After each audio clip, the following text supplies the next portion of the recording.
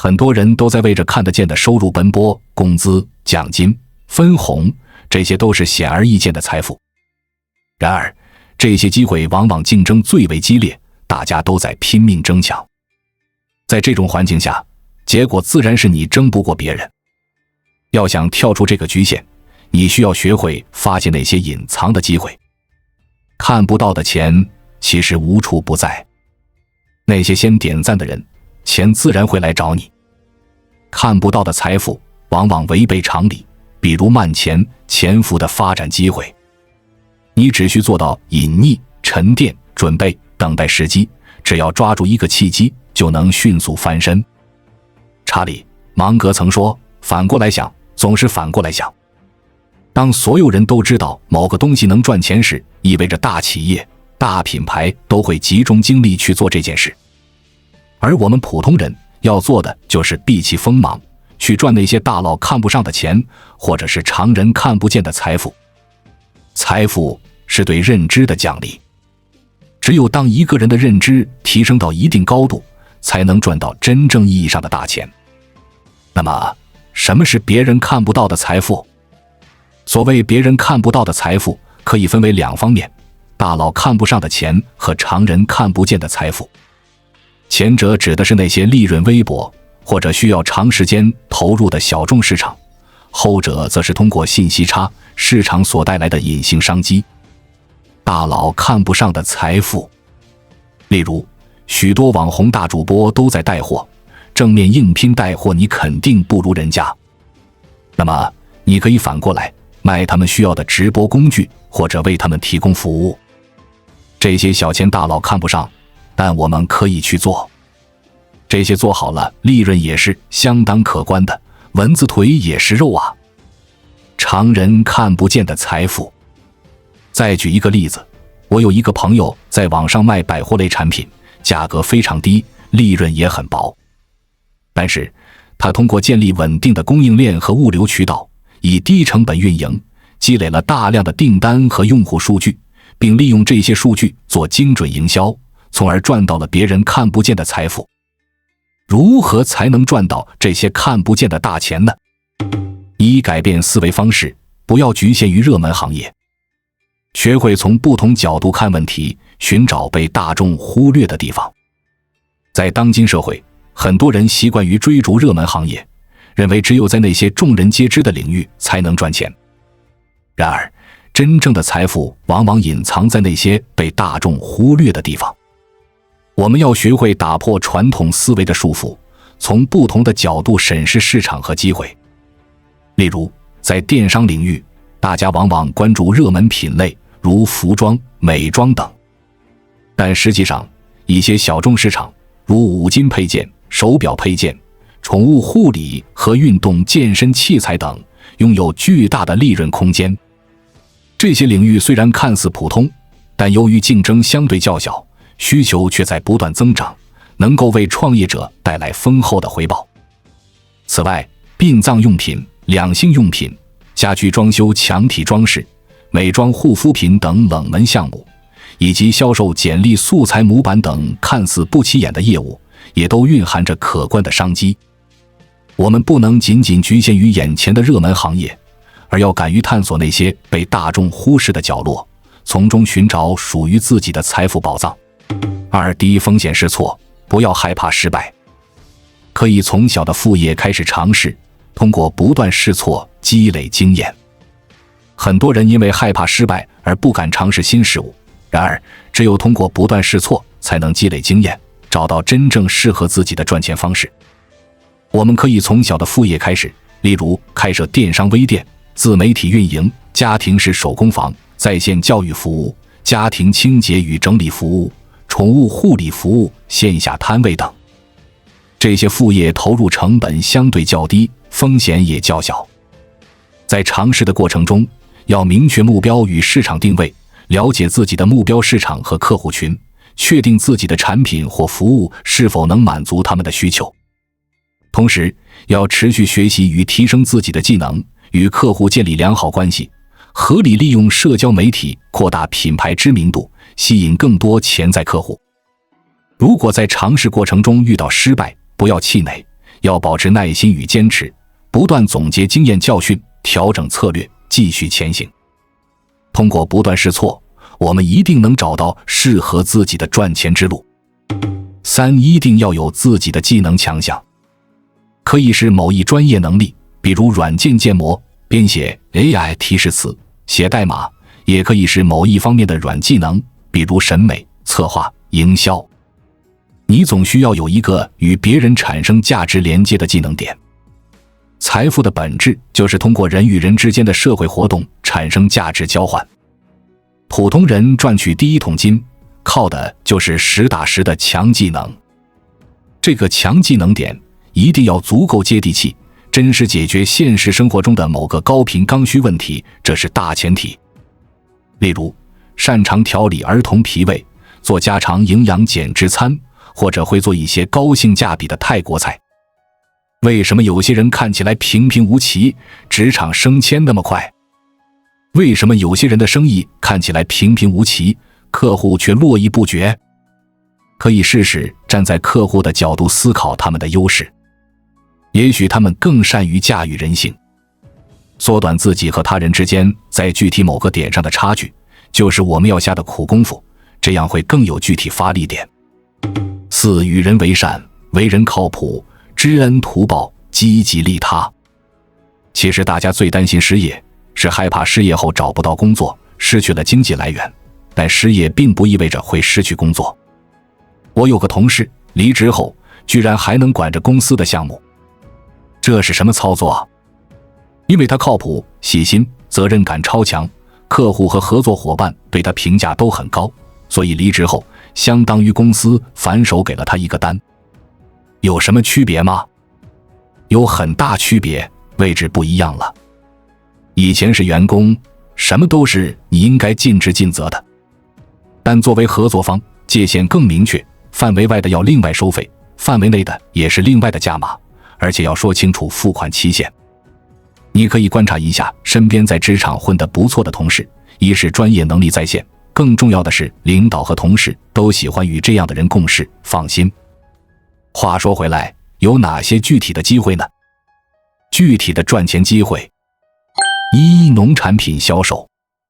随着互联网技术的发展，电商平台逐渐渗透到每个角落。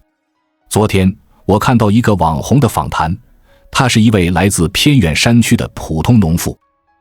他看到了家乡丰富的农产品资源和互联网销售的巨大潜力。起初，他只是尝试通过朋友圈推销自家种植的有机蔬菜，没想到很快便收到了大量订单。于是，他开始扩大生产规模，并与当地农户合作，共同打造了一个专门销售特色农产品的电商平台。短短2年时间，他的电商平台已经覆盖全国，年销售额突破1000万元。可见，即使在最传统的行业中，只要结合现代科技手段，同样能创造出巨大的商业价值。2、从废品中掘金。其实，还有一些别人未曾看到的小生意可以掘金。近日，遇到以前总在我们小区收废品的一位大哥，聊了聊他正在做的生意，非常惊讶。他与小区很多人很熟，以前总是帮老人搬东西、修水电，好像许久没有见到他了。他以前是一名普通的废品回收工人，每天穿梭于城市各个角落收集废旧物品。一次偶然的机会，他注意到电子产品中的金属成分具有较高的回收价值，尤其是黄金、银等贵金属。在我们进一步探索之前，我们有一个激动人心的消息要告诉大家，我们已经开通会员功能了。现在，您可以加入我们的会员大家庭，享受会员专属影片和更多独家内容。别忘了关注才知道，并点击小铃铛，我们将继续揭示更多关于金钱的真相，祝你迅速实现财务自由。经过一番调查后，他决定专注于从废旧电路板中提取贵金属。通过自学化学知识和购买必要设备，他成功将这项业务发展起来。如今，他的公司每年处理数千吨电子废弃物，从中提取出的贵金属价值高达100万元。有时候，财富就藏在人们不经意间丢弃的东西里，关键是要有一双善于发现的眼睛。3、功能类 IP。 账号定位为工具推荐专家等，通过图文教程、视频演示等形式展示，可实现知识付费、广告合作等多种变现方式。在当今数字化时代，各种工具层出不穷，成为工具推荐专家能够为用户提供极大价值。我们可以专注于推荐和评测各种第三方工具，如数据分析工具、设计软件、效率应用等，或者针对特定行业，如电商、设计、编程等，推荐和讲解专业工具的使用，成为行业工具顾问。也可以定位为效率提升导师，分享提高工作效率和生活品质的工具，如时间管理应用、学习软件等。展现形式丰富多样。图文教程可以通过详细的图文步骤展示工具的安装、设置和使用过程，让用户一目了然。视频演示则可以制作屏幕录制视频，展示工具的实际应用场景和操作流程，再配上清晰的解说，即使不露脸也能让用户轻松理解。直播互动也是一种很好的方式，在直播中实时演示工具的使用，解答观众的疑问，可以通过虚拟形象或遮挡脸部来保护隐私。同时，案例分析能让用户更直观地看到工具在实际项目中的应用效果，展示工具如何解决具体问题。变现方式众多。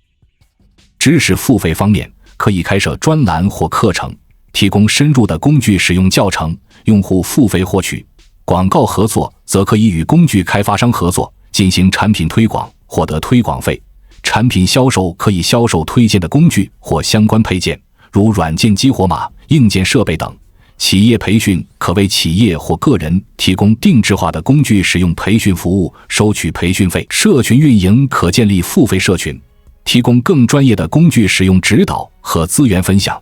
内容合作与内容平台合作，通过内容创作获得稿费或分成。4、餐饮设备回收。在当今时代，餐饮行业的竞争态势愈发激烈，许多餐厅在这场残酷的角逐中举步维艰，不少甚至面临歇业的困境。而这一局面却悄然为餐饮设备回收行业带来了意想不到的商机。要知道，餐饮设备通常尺寸偏大，如大型炉灶、冰柜、桌椅等，无论是在店铺内存放还是后续搬运，都极为不便。其运输更是需要耗费大量人力和运力，而且一旦经过多次搬运，设备的损耗风险也会显著增加。那些餐厅倒闭的老板们，为了尽快处理掉这些累赘，往往只要能见到些许现钱，就愿意将设备出售。这使得回收方能够以相对低廉的价格收购这些餐饮设备，从而获取较高的回收利润空间。而回收后，通过专业的翻新处理，这些设备便能焕然一新。当然，关键在于深入了解市场行情，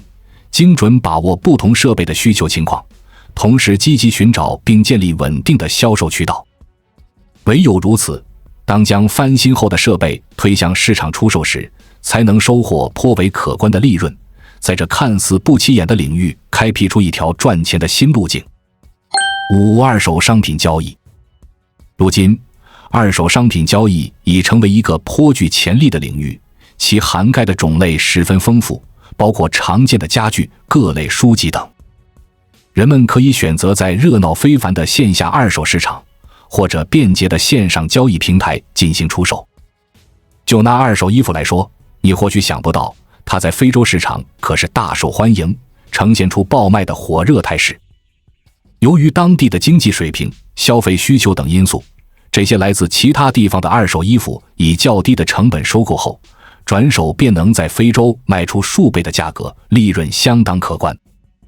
再看二手家电领域，其中二手分体空调更是有着较大的利润空间，其收购价格相对合理，经过简单维修和保养后再出售，便能获得不错的差价收益。还有北美地区，那里的二手车市场十分发达，二手车商们在每一笔二手车买卖交易中，轻轻松松就能赚取车辆价格 20% 左右的利润。当然，二手商品交易也并非处处都是金矿，有些旧货市场就面临卖得多但买得少的尴尬局面，导致商品积压，利润空间被压缩得很小。不过综合来看，只要能够精准把握市场需求，选对交易品类和销售渠道，二手商品交易整体上还是拥有较大的利润空间，是一个值得关注和尝试的赚钱途径。6、环保产品。在当今社会，随着人们环保意识的日益增强，市场对于各类环保产品的需求也呈现出不断攀升的态势。其中，像有机食品这类典型的环保产品，正逐渐成为消费市场的新宠。有机食品从种植、生产到加工的全过程，都严格遵循环保、天然的原则。在种植环节，杜绝使用化学农药和化肥，依靠天然的肥料和生物防治手段保障农作物的生长，这使得其产出的食品更加纯净、健康，无化学残留之忧。对于商家而言，经营有机食品等环保产品，无疑是抓住了一个极具潜力的商机。一方面能够从中获得可观的利润。随着消费者对健康和环保重视程度的不断提高，他们愿意为这类绿色、无污染的产品支付更高的价格，从而为商家带来良好的经济效益。另一方面，推广有机食品也是在传递一种至关重要的环保理念。商家通过宣传有机食品的生产过程、优势特点等，吸引那些注重自身健康以及心怀环保责任感的消费者。这些消费者在购买和使用有机食品的过程中，也会更加深入地理解环保的意义，进而在生活的其他方面践行环保行动，赚钱并环保，形成一种良性循环。未来的其他风口。1、教育产业。在当今社会，孩子的教育已跃升为众多家庭最为重视且花费颇高的项目之一，其重要性不言而喻。家长们怀揣着望子成龙、望女成凤的殷切期望，为了让孩子接触更卓越的教育资源，享受更全面且优质的教育体系，不惜倾尽全力，投入大量资金。从孩子出生的那一刻起，关于孩子教育的规划便悄然展开，各种形式的学习辅导、琳琅满目的兴趣班等，瞬间成为家长们关注的焦点。以学而思等颇具影响力的教育培训机构为例，他们深谙家长和孩子们的需求，通过一系列行之有效的举措，吸引了众多生源。在课程设置方面，他们精心设计每一堂课，采用互动式、探究式的先进教育方法，让孩子们在课堂上能够充分参与，每一分钟都过得充实而有意义。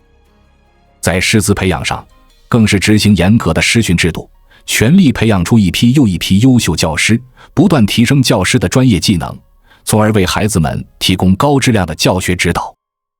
同时，借助科技力量，大力研发教研后台及智能教学系统，使得因材施教不再是空话，能够真正根据每个孩子的特点进行针对性教学。这些教育机构之所以备受欢迎，原因多方面。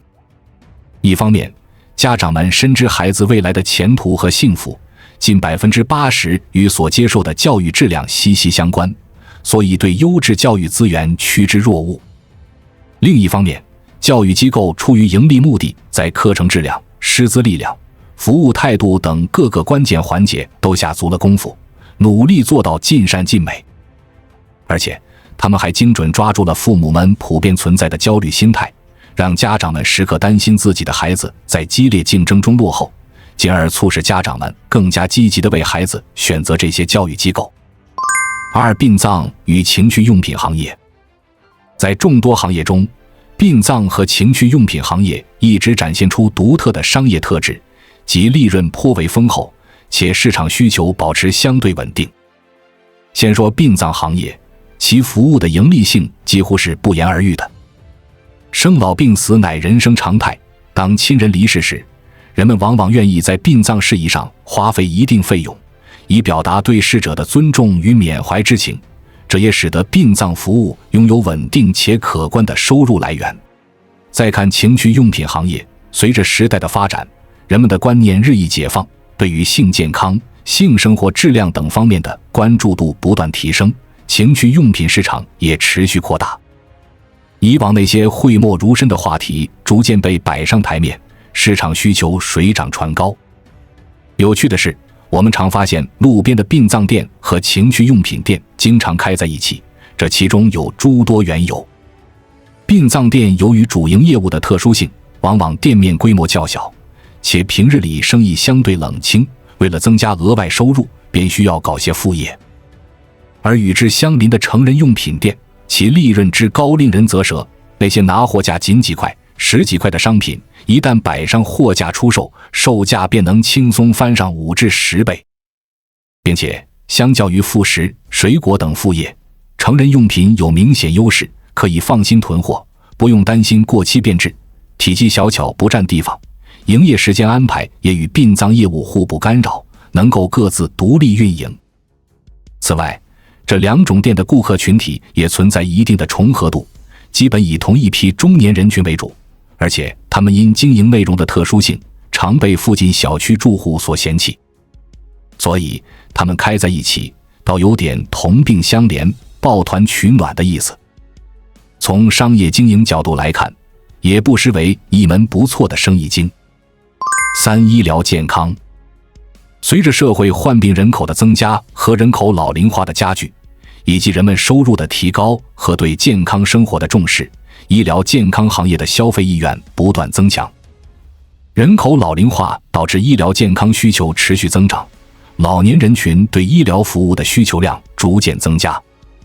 同时，医疗技术的进步，如高科技医疗设备的应用、互联网医疗的普及和发展、人工智能在医疗健康领域的应用等，也为医疗健康市场带来了更多机遇。此外，慢性病患者的增加，如高血压、冠心病、癌症、2型糖尿病等，以及人们医疗保健意识的提升，对健康管理、预防保健的需求增加，都推动了医疗健康市场的发展。4、宠物经济崛起。随着年轻人社交圈的缩减和老年人口的增加，宠物经济正在迅速增长。宠物已成为许多人生活中不可或缺的一部分，从宠物食品到宠物美容、宠物医疗，与之相关的产业都在蓬勃发展。人口结构的变化、互联网和社交平台的崛起以及经济的快速发展，都促进了宠物经济的繁荣。宠物市场需求大，养宠人士对宠物护理需求日益提高，电商平台的助推为宠物行业提供了全新销售渠道和营销模式。宠物主的心理需求使他们将宠物视为家庭成员，并为其提供更加人性化、细致贴心的产品和服务。市场更全面、高质量的发展，宠物行业已发展成多层面、高端化的市场，宠物医疗、美容、保险等服务逐渐成为重要组成部分。5、高品质家政服务行业。随着消费者对家政服务便捷性、专业性和智能化的要求越来越高，家政市场迎来了旺季。尤其是在春节前夕，超过200万人选择在线家政服务，日常保洁服务供不应求。家政公司从传统保洁服务向多元化发展，提供各种赚钱项目。目前，家政服务人员紧缺，尤其是高端家政服务人员。开设家政公司可以积累口碑，提高服务质量，吸引更多客户，从而增加收入。感谢你听到最后，不知道你是否有所收获呢？如果你有所感悟，欢迎在评论区留言，与大家一起交流你的心得。关注我，我是才知道，带你解锁更多金钱的真相。